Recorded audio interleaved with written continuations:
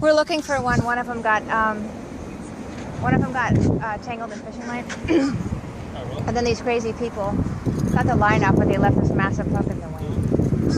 Which was really dumb. Oh, I haven't seen So I was probably gonna die. And she used to hang out. This is her little turf right here.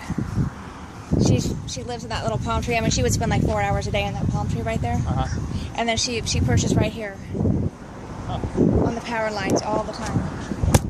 And we haven't seen her at all since that happened. That When was did it last happen? Tuesday afternoon. I'm with the Audubon Society, so Okay. I'm with the Raptor group, so we're trying to find her. But Well, good luck. yeah, these crazy people.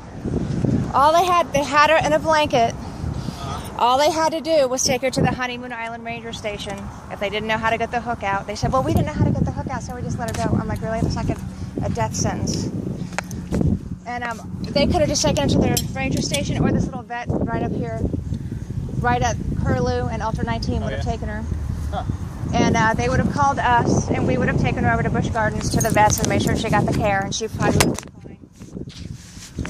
These people, you cannot release a bird with a hook. It's going to die. Yeah. Chances are very high, especially a raptor.